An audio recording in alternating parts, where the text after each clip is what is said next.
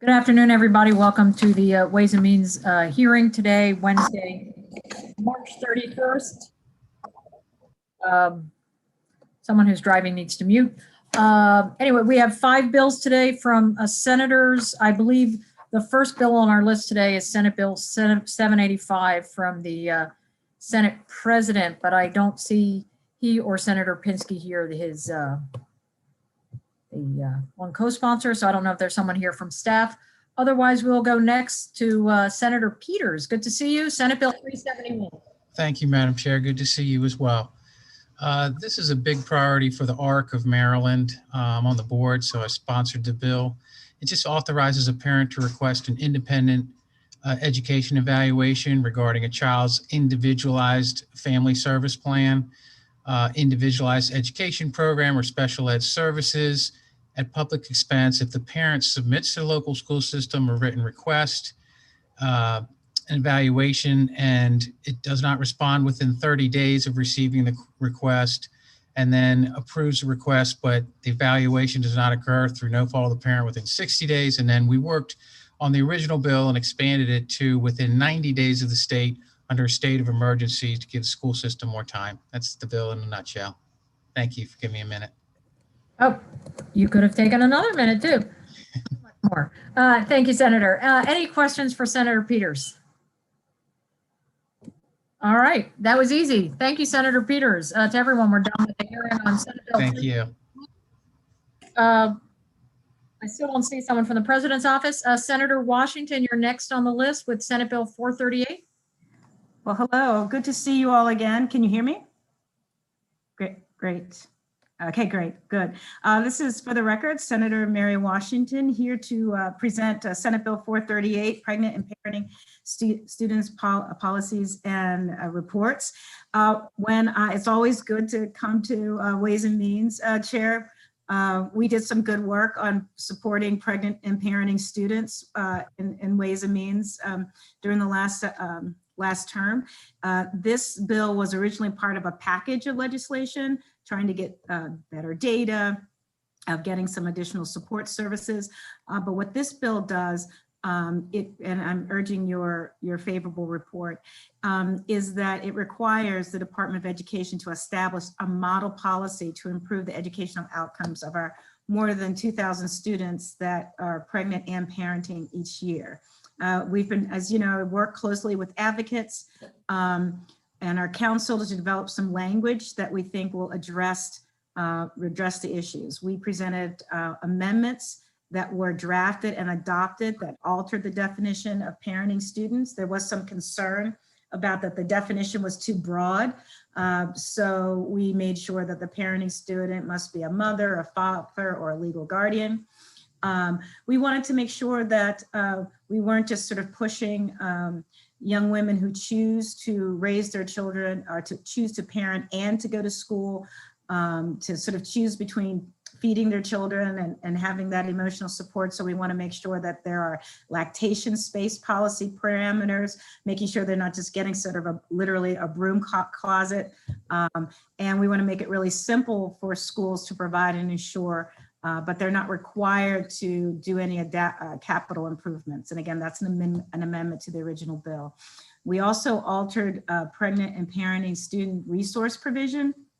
So instead, we're requiring schools to designate just one staff member to connect, to the extent practicable, pregnant and parenting students to finding resources. In our original bill, we wanted the school systems to provide that, to provide transportation, working with the agencies and the school systems. We thought, okay, this good first step would be to make sure that there's someone that students can turn to within the school who can connect them to existing resources. The amendments that we adopted in committee really got rid of the original fiscal note. So if anyone's looking at that, specifically the part where it says it may impose a mandate on units of government. Just some of the facts, that 60% of pregnant and parenting students leave school before they graduate.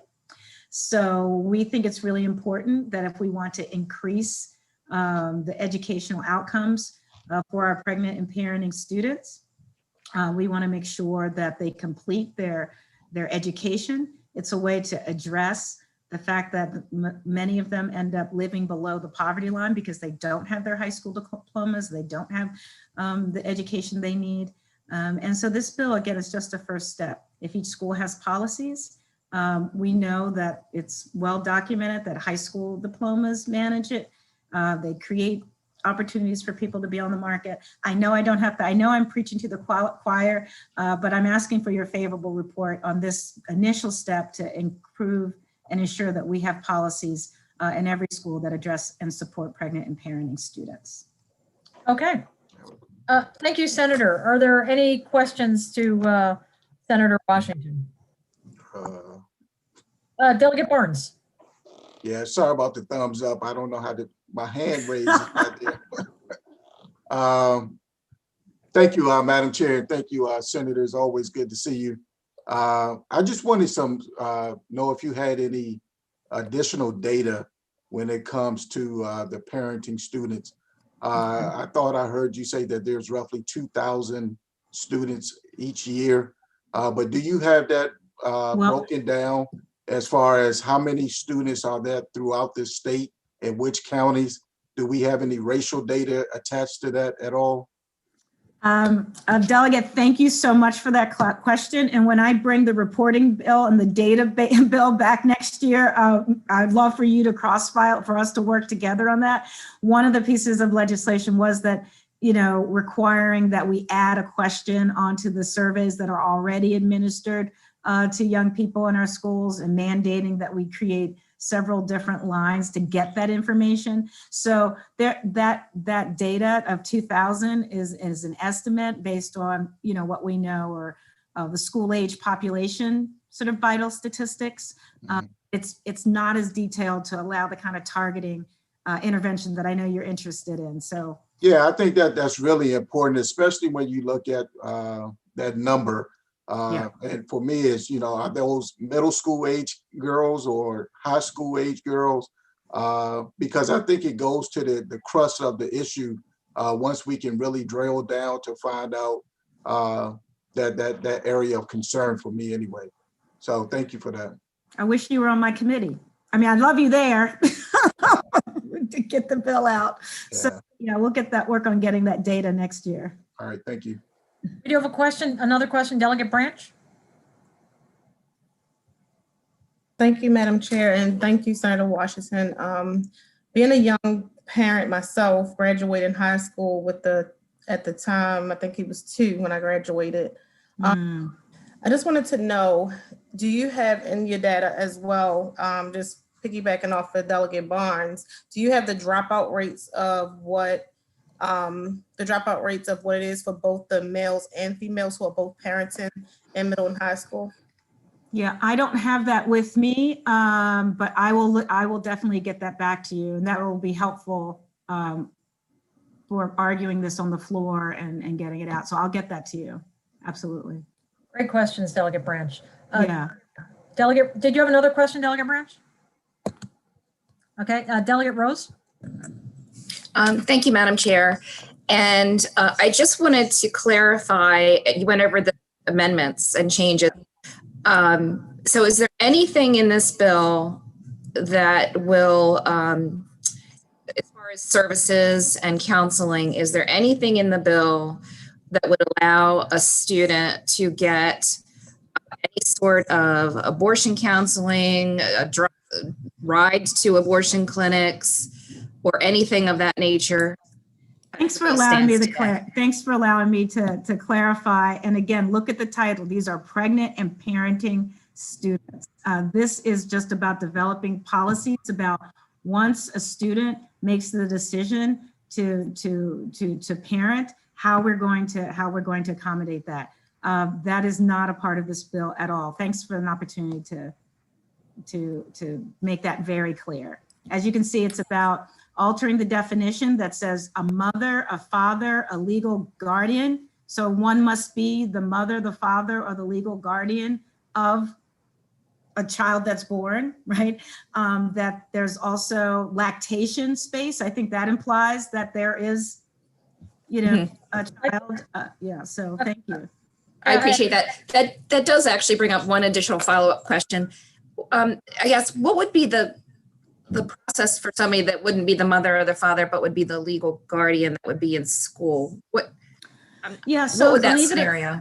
Yeah, so there are high school students who are parenting their siblings. Oh, okay. Yeah. Thank you. Yep. Thank you. Thank you for asking. Thank you for that answer. Any other questions for Senator Washington? All right, thank you both. Thank you all very much. Thank you, Senator Washington. We're done with the hearing on Senate Bill 438. Thank you, Madam Chair. And to our two senators who have been waiting, I'm bumping you for the Senate President, Senate Bill 785. Hope that's okay with you both. Senator Ferguson, Mr. President, good to see you. Thank you, Madam Chair. I apologize to my senators that I am bumping, and I'm sorry that I am late to members of the committee. It was just a very good announcement with the speaker about this supplemental that is some pretty incredible investments that we'll be making for post-pandemic recovery. I think it's an unbelievably exciting time. I mean, this has been incredible support. So it's interesting because I mentioned that this is sort of related to what the bill that you all have in front of you today. Senate Bill 785 re-examines the State Board of Education in two very important ways. But before I get into those two important ways, I want to sort of talk about why. I think all of us had our own individual experiences with our local school systems and the State Board of Education over this last year during the pandemic. It's very clear that there were no easy decisions to be made. This was a once in 100-year event. There was no kind of obvious answers anywhere throughout this. And what was necessary and needed was leadership, helping districts to make clear decisions and help giving them the support that they needed to do the best they could for families and kids who were facing a truly traumatic period. Over the last year, MIT, which is the Teachers Literacy Lab, looked at how different states approached guidance from the state level to local jurisdictions during this pandemic. Maryland rated dead last. Our state board and state agency simply did not provide the necessary guidance and resources and support that was necessary. Again, I know this was difficult, but that's not where Maryland should be. And so that is largely what brought the impetus of this bill. And so there are two components. One is that it sets out criteria. So right now for our State Board of Education, these are appointees. The supermajority are appointees by the governor, confirmed by the Senate, but there are no qualifications. So there could be there are no expertise necessary, no basic criteria, and there's always a balance in this because if you put too many criteria, you eliminate potentially great applicants. But if you have no criteria, you can have sort of a overrepresentation of certain areas. And so the bulk of the bill sets out major criteria for the 11 members of the board that are appointed and breaks them out with different policy areas, from education background to organizational experience to experience with racial equity and inclusion, so that we know that we have diverse levels of expertise consistently on our state board as vacancies appear. The second part of the bill requires a report. Now that we've passed the Blueprint for Maryland's Future, we will be engaging on a 10 to 12-year process of rethinking public education. For this to be successful, it's going to require interagency collaboration in ways that we've not necessarily done exceptionally in the past. And so the role of the Department of Education is going to be different, collaborating with many more different state actors and stakeholders. And we all know that the State Board of Education oversees a wide variety of issues, from early childhood education to special education to non-public placement to our traditional K-12. You name it, it is an agency that has added more along the years, but we've never really stepped back to say, is it organized in a fashion that makes the most sense? We will be having a new superintendent. The board is in the midst of hiring a new superintendent. We will be implementing the Blueprint for Maryland's Future. And so the reason this bill is before you now is because this is a moment for Maryland to really assess progress, assess where we are going, and lay out a future that really incorporates the transformational change that we hope to see for public education moving forward. With that, Madam Chair, thank the committee for its consideration and glad to answer any questions that members may have. Thank you. Any questions for Mr. President? All right. Thank you very much. Good to see you. Likewise, thank you. Members, we're done with the hearing on Senate Bill 785. Moving to next on our list, Senator Augustine, Senate Bill 548. Thank you, Chair Kaiser and members of the committee. I'm Senator Malcolm Augustine here to present Senate Bill 548, which was cross-filed with House Bill 771 that revises the youth risk behavior survey with regard to questions pertaining to adverse and positive childhood experiences. As amended since you heard it in the committee on 212 with Delegate Queen, my cross-file. The data is clear and the correlation between negative health outcomes and the prevalence of adverse childhood experiences, and this bill will help Maryland do something about that through measurable public health interventions. As amended, instead of requiring the full 16 questions set on ACEs and positive youth experiences, we are now requiring at least 5 questions to be included on the annual youth risk behavior survey.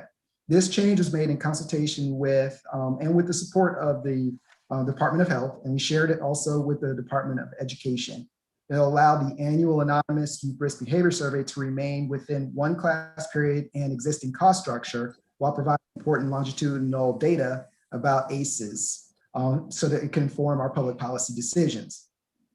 We also have presented to you technical sponsor amendments that's been shared with the committee, working with the Department of Health again, in order to make sure that the generation of the reports related to ACEs and positive experiences can be done within using existing funds without any additional fiscal impact on the MDH, and clarifies that MDH is only required to do a report on ACEs and data, and sets the first year of the report to 2023, which will be following the 21-22 survey when that's complete. I just want to share with the committee that we met during session with national ACEs experts from Johns Hopkins, Dr. Christy Bethel, Dr. Solomon, as well as the California Surgeon General, who emphasized the importance of tracking both positive and negative childhood experiences over time, and suggested that maintaining 5 questions on the survey would provide solid data. Good thing is that we have a baseline from the 4 questions that were asked in the 18-19 survey, and the planned 5 questions for the upcoming 21-22 survey. So this legislation ensures that we will have the longitudinal data by jurisdiction with demographic information going forward to extrapolate information that we can use to help protect Maryland youth for the long-term impact caused by ACEs through informed public policy. And so with that, colleagues, Chair Kaiser, I ask for a report on Senate Bill 548 and House Bill 771. Thank you so much, Senator. Delegate Eversole with a question. Thank you, Madam Chair, and thank you for bringing this bill, Senator. I think it's important to clarify, if I have this correct, and I'm looking for confirmation, that this sort of survey has been going on for quite some time in Maryland school systems, both in middle schools and high schools. Is that correct? Yes, sir. Right. And so you're suggesting just to be different questions or just 5 additional questions? So there are certain mandated questions that are required by virtue of the tobacco settlement, which is primarily what pays for the survey. And that represents around 77 of the 99 questions that are there. And so those have to be done. Those are already sort of mandated questions. And you're right, this has been going on. This youth risk behavior survey has been going on for a while. So we have data on those things about smoking and other matters and issues. But then there is a section of it which is they're allowed to ask different questions. So then there's that, and it is that within that portion of the questions, just based on what we've learned about the importance of ACEs, that we want to make sure that we use that space for these very important questions. So for example, on the next survey, there's going to be a question about COVID, which is appropriate given the time, but there wasn't one in the previous survey, and let's hope there won't be one about one in the next survey. And so what we're just saying is that these questions are so important that we want to make sure that we have that good longitudinal data about them. And one more question, if I may, Madam Chair. So once this data is gathered, and you're sort of expanding it, but not by very much. And I also know that there's no cost with that. I'm not going to do that. I've checked that out. But then where does this data travel and who uses it after that? Once it's gathered, it'd be really nice for the committee and me to know, how it's used. Absolutely. So typically what happens with this data is that your local health authority would use it, particularly given that we do have it broken down, let's say by jurisdiction. I've been working with folks like CCAN and different groups within who use this information to inform their public policy decisions that they're making. So the department would use it, the Department of Health would use it, as would the local health departments, to be able to track how their public health programs, the impact that they're having, which of course they're already doing this with the other information as you mentioned, and so that they can sense and say, okay, these are the public health tools or activities that we should do. Excellent, because ACEs is something that we have to pay attention to, and I'm pleased that we're adding that in. Thank you. Thank you, Madam Chair. All right, we do have a couple other questions. Delegate Lutke? Thank you, Madam Chair. Senator Augustine, this is a great bill. Thanks for bringing it. An important issue, as you point out. I am curious, in the text, the language of the bill, it says that the department shall include in the survey at least 5 questions from the CDC Youth Risk Behavior Survey on adverse childhood experiences or positive childhood experiences. If ACE is really what we're getting at, I mean, is there a danger that the questions that would be chosen would all be about positive childhood experiences and we wouldn't get the kind of data you're looking at? I ask because I'm not sure how the questions are framed. Okay, thank you. I really appreciate that question. And I spoke to, again, in speaking to the folks who are like the experts on this, what they share, I kind of asked them that same question. What they shared with me, and I have their list of the questions there. So there are 8 questions that, delve into the negative experiences, but then there are additionally 8 questions that look at the positive. And what they said actually is that you actually want to make sure that you do look at both, because you can learn from a positive experience question, basically the impact that you want to know whether or not a child feels like they've had someone who they can positively talk to as an adult. That from a public standpoint, you learn from that, whereas you need that because it actually tells us something about ACEs. And so there's a real need actually for the balance, not just to hear the negative things, if I'm making sense. So that's that makes total sense. That's the reason and the rationale for for making sure that we're doing those 2. Great. Well, thank you very much, and thank you for bringing the bill. We have another question, Delegate Guyton. Thank you, Madam Chair, and thank you so much, Senator, for bringing this. This is a super important issue, and I agree with both of my colleagues who've spoken recently, and I had similar questions to both of them. So there's no argument that positive experiences can inoculate a child against the effects of negative experiences. You're really just reversing the scale because that's a good way of collecting data, correct? Yes. We use it to collect data in both ways, basically. Sure. Yeah, no, I definitely thank you for that explanation. That makes a lot of sense. And then just following up on Delegate Eversol's question, I understand how we use this data in different instances. It's very descriptive in nature. So I know some of the other questions on that same, that same questionnaire has to do with, how many times a week do you drink, for instance? And it's pretty much just reported out in percentages by district usually, and that's how it's used. Is there any way, because I do think this is so important, is there any way or any plan to be able to link this data to other student outcome data so that we can really track the long-term effects of ACEs and what might be working and what might not be working in policy? Or this might be a little too much of a statistics question for you to answer right now, but well, what I would say is that the experts asked me for this so that they would have an additional data set that they could then connect the things that they have. I mean, so I see this as a part of what you're asking for, but it's just important that we then have that longitudinal information so that they can then work with it. But this right here is it's a pretty, pretty unique opportunity to receive anonymous information from our kids and to learn from that. So I mean, but that's what we have here. I mean, I want to do. Yeah, no, absolutely. And thank you for the bill, and it's a great step forward. Thank you. Thank you, Senator. A lot of great questions, great answers there. If there's no other questions, we are done with the hearing on Senate Bill 548. Thank you, Senator Augustine. And last but never least in my heart, Senator Edwards, Senate Bill 676. Thank you, Madam Chairman. It's good to see you 2 days in a row, and I'll see you again sometime this week, again on the TV camera here. This is Senator Edwards to present Senate Bill 676. This is a cross file with 1128, but there is a difference. We amended the bill over here. There's a lot of interest in this bill. Some wanted to make it statewide, but the committee felt let's try a pilot program for 2 years. So it terminates in September of 30th of 2023.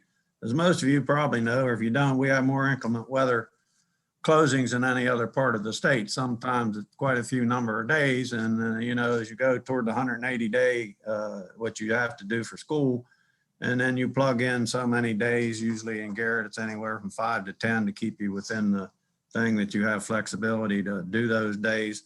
So you don't lose out. And the further then we go into summer, while other kids are out of school, our kids are still in school, which economically hurts them because they want to get to work and get jobs that are available that other people might get if they have to stay in school for those extra couple. But anyway, what the bill does now, it authorizes the superintendent to order a virtual education day instead of closing the school on an inclement weather day.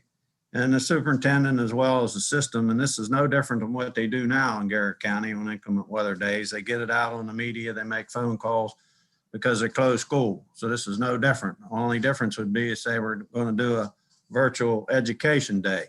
Now, because we've done a lot of virtual education, got a lot of things in place, this is not going to be hard to do, and therefore they don't have to count that as a day off toward the number 180 school days. And by September the 1st, they have to present a report to the committees, EE in the Senate and your committee in the House, how it worked, how it didn't work, and then I think the committees will look at whether this is a good thing to carry throughout the state or not. So I would ask for your support of Senate Bill 676. Thank you, Senator. I do have two questions. One, I'm super concerned. I sure hope that kids are still going to get some snow days and have the excitement of a snow day now and again. They probably will. We get it. Weather's a strange thing. I mean, as I speak to you right now, there's a weather advisory for Garrett County for tomorrow, 2 to 4 inches of snow and 35-mile-an-hour winds. Wow. So, it can happen anytime up there, but I understand what you're saying. On the other hand, they could do that on the weekend. That's true. And then my understanding is they have the authority already to do this. Was our concern on the outside. Oh, well, we're not sure, and I'm not on the committee. They checked, and they kind of felt that maybe we ought to do this just to make sure you can do it. And then study the process to see then in the future if it's something we might want to continue doing. That was a question. I'm not on the committee, so I don't know all the conversation they had on it. But that's why they changed some of the wording, I think, in the original presentation of the bill. All right, thank you. Delegate Ebersol? Thank you, Madam Chair, and thank you for this bill. What an interesting idea to find a way to get kids to get some education during the school year rather than on June 17th when we all know that it's not quite as effective at that time. I'm a little concerned. I don't see anything in the bill that talks about the timing of declaring a virtual education day. I know from my experience, and I don't live in Garrett County, but as a teacher, we'd often find out that it was a virtual education day at 5:45 a.m. or 6 a.m. in the morning. I'm wondering if students would be able to be notified effectively. I'm also concerned that teachers would have to sort of change their lesson in a very short period of time. So what I'm asking on the long question here is, would there be any sort of timing, like if it was multiple days, or would there be some sort of limitation on the advance notice of this. Is there anything about that in the bill, or had you considered that? Well, as I mentioned before, this was no different. Right now, as I understand it, if they want to have a snow day or an inclement weather day, usually the superintendent of transportation's out on the roads like at 4 o'clock in the morning to see Right. what kind of shape they're in. And if they feel that school needs to be called off and talking to the county roads department, state roads departments, then they notify the appropriate people, get it out to the media.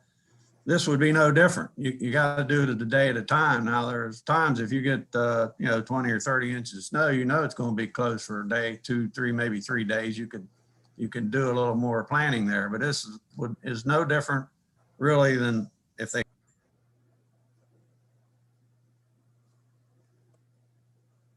He's muted. Senator, you got muted in the middle of your answer. I'm sorry. This is no different than how they do it now. I mean, if they call it off for inclement weather now, parents have to decide, are they going to stay at home? Can they get off work? What are they going to do with the kids? This would be no different. It's kind of the same scenario, if I'm making any sense to you here. Yeah, if I could clarify, Madam Chair, the question is, and that makes sense, and thank you for answering that part of it. My part is that you're adding a new layer into what has to happen with teachers and with students in that case, and that might be more difficult. It's easy for me as a teacher, when I heard that schools were called, I used to roll over in bed and relax, or try to tell my children or start thinking about what I was going to do with them for the day. Now as a teacher, I would not only have to do some of that perhaps, but I would also have to a virtual lesson is not the same as a daily lesson in a school. We know that now after COVID. We're clear on that. So I'm wondering if there should be something in the bill that says if it's a second or third day, if there's been time to know that you're going to be closed, rather than asking teachers and students and parents to pivot to a virtual day with only an hour or 2 of notice. I think it does give the superintendent flexibility to do whatever they feel is appropriate. As I said, there are times you could say we're going to be closed 3 days because the weather's that bad. Other times you can't. I taught many, many years ago, and I don't remember when they called it off. I rolled over in bed and slept a little longer, but you got to work a pinch harder, but at least the kids are still getting some form of education. And you don't elongate the days if you call it off for inclement weather. Thank you. All right. Thank you, Senator. Are there any other questions for Senator Edwards? All right. Thank you, Senator Edwards. Thank you, Madam Chair, members of the committee. Have a good day. You too. Thank you. All right, to members, we're done with Senate Bill 676 and done with our hearing for today. We are voting as a full committee at 3 o'clock today, and we are voting tomorrow again, probably about, I think, 4:30. And just stay tuned. We could be voting just about every day. Are there any subcommittee announcements for later? Well, I guess not later today, but any subcommittee announcements for tomorrow or the next day, starting with Mr. Vice Chair? Thank you, Madam Chair. The Education Subcommittee will probably meet tomorrow. Just keep a heads up on if I send you guys a text or something. Okay. All right. Delegate Patterson? Thank you, Madam Chair. The Racing and Gaming Subcommittee will meet tomorrow afternoon. The exact time will be forwarded to the members. Delegate Lutke? Thank you. Excuse me. Thank you, Madam Chair. The Revenue Subcommittee will meet tomorrow at 3 p.m. We have a rather extensive list, members, so please review the bills and amendments before we come to subcommittee. Yeah, it's about 10 to 12 bills. All right, Delegate Ebersol? Thank you, Madam Chair. Early childhood will meet at noon schedule, but if session goes as quickly as it went today, we'll meet directly after session. We have a handful of bills also that we're trying to consider. I'll text people if we're going to start early to get them online. All right, and Delegate Wilkins? Thank you, Madam Chair. Election Law Subcommittee is looking at Friday potentially, if you can try to hold after floor Friday, and I will confirm as soon as I can. And Delegate Barnes? Local Revenues will meet tomorrow at 1 p.m. Okay, great. Any other things for the good of the order. Madam Chair, you said earlier there'll be a voting session almost every day. Will there be one tomorrow? Tomorrow at 4:30. Thank you. I'm not sure if there's double sessions tomorrow and whether there will need to be some change on that, but at this point, shooting for 4:30. But we'll see if that happens. See if we can stick with it. Anything else?